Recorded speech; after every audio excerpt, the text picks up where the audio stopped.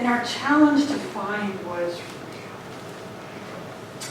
the tears come, I think, because there's this feeling of, are we lucky to have a group of people called the spiritual community that we get to do exactly that with? Yeah. I am. Even if you're not, I am. I am so grateful to have a group of people, whether it's a Sunday service or a class or friends that we go to dinner and drink wine with.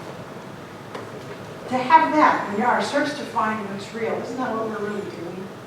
We're trying to understand what this thing called life is, God is, the source is, who are we, what are we here for, all those questions.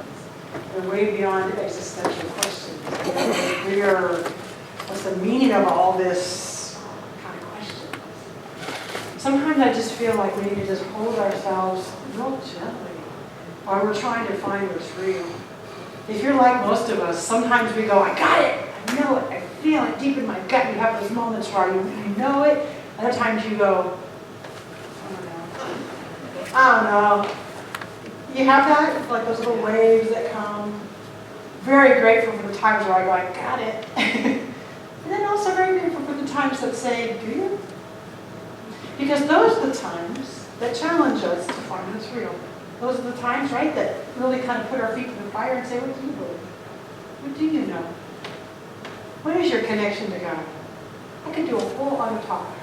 Let me come back to the fact that this is the first Sunday, which means it's a world that works for everyone. It really does actually apply, what I just got through saying. A world that works for everyone, really? That looks kind of impossible. But if we can hold that everybody is just doing the same thing we are, we're trying to search for what's real. We're trying to do the best they can to live a good life with what they've been given by their parents, by their parents, by their parents. There's a lot of baggage hanging up there. Today, beneficial presence is one way to say it, but really what this whole month of October is about is global transformation via personal transformation. And that's really the only way it ever happens. The only way we change anything is to start with ourselves. Any change out there that we try to make is like trying to put all the decorations on the house before you make the foundation. It must start with us. I say that all the time. So if anybody has any desire for our world to be better than it is, it's got to start with you and me and everybody. We're the ones who are here now. A big part of my personal vision is to help us all wake up to our spiritual truth. To our spiritual truth, not our religious teachings and our dogma, but our spiritual truth. Time and time and time again, that's where the challenge leads me. Who am I? Sean? Woman? Minister? Married? Who am I? An expression of the one source. So part of my vision is to help you have that same aha, to wake up to that, and to wake up to it not just intellectually, oh yeah, I'm part of that. No, but to really embody that feeling that there's only one source and you're it. You're part of it. You're not obviously all of it because you're all a whole bunch of it's. We're it. We are it. We are part of that one source.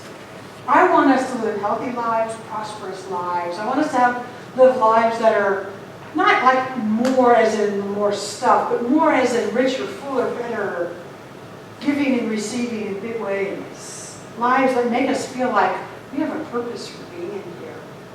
That's a big part of my vision. And what I know is that I can't assist any of you if I'm not also doing it too. So when I say to you, I'm really grateful to be on this journey with you, to have this community of people to do this with, I mean it from the bottom of my heart. Because I am right here with you, doing it with you. To whatever level we each do that. We all, each one of us, and I'm doing that. I'm engaged in it too. Ernest Holmes says, to help those in need is a great privilege indeed, but the blind cannot lead the blind. We must be in it ourselves if we want to help anybody else. Now here's the other thing I know, and this is where I hold myself gentle. None of us has to achieve some status of having like, I'm a master at this.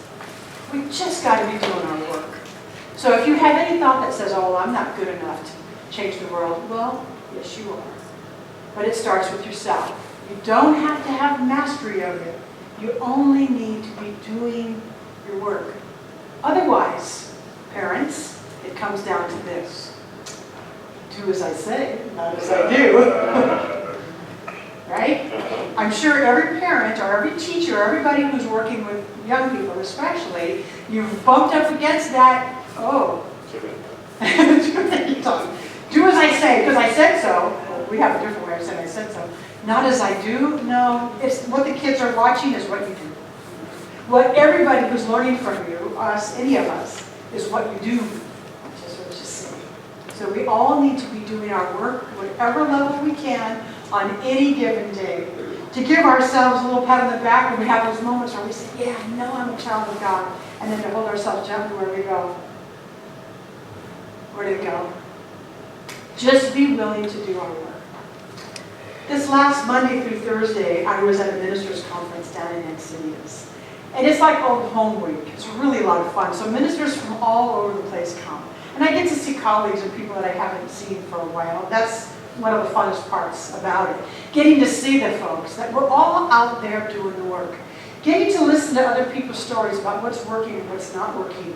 Getting to hear other ministers say, oh, you know, it's so great when such and such happens at my church, and it's so disconcerting when such and such happens at my church. To realize that we're all doing the work. Every single one of us are doing the work. One of the highlights for me at this convention, besides seeing my friends, was, they called it a breakout session, kind of like a 2-hour lecture workshop thing, from a woman named Reverend Sue Rubin. We call her one of the religious science fundamentalists. So not Christian fundamentalists, if your head went there, religious science fundamentalists. I mean, she's, woo, she's really, really fun. There's no room for hugging yourself and being gentle. It's you are a child of God. Speak your word. There's no such thing as co-creation. There's no such thing as co-anything. You are creating. It's like, I mean, she's woo, right to it, right? And it's so inspiring. For me, I was like, yeah. It took me right back to why I liked this philosophy to begin with. That was great. So her topic was this, and I'm going to paraphrase from my understanding. Wake up, grow up, clean up, show up. Yeah, she went around the room and asked us all where we were at in that, and almost all of us said either clean up or show up. Well, no doubt, because we got a room full of ministers. We're all at that place where we want to show up. We want to be and give. So wake up is when you first come to a center like this, you wake up. Someone says to you, you are a child of God. There's only one power, and it's right where you are. Oh, that moment when we go, oh, that's the wake up. Right? That's the moment that we go, there's something more than me being this human being, struggling in this world. There's something more than my emotional baggage. There's something more than what my parents gave me, la la la. I'm a child of God. Or however you want to say that. The wake up, that's that moment. Now grow up, oh, well, that takes a long time, and we go in and out of that all the time, don't we? The grow up is when you feel yourself, you take a class and you learn a little bit, and then you take another class and you learn a little bit more. What are you doing? You're growing. You're growing. You're growing up in this philosophy. You're starting to actually use the philosophy. Oh, I did that prayer. That actually worked out okay.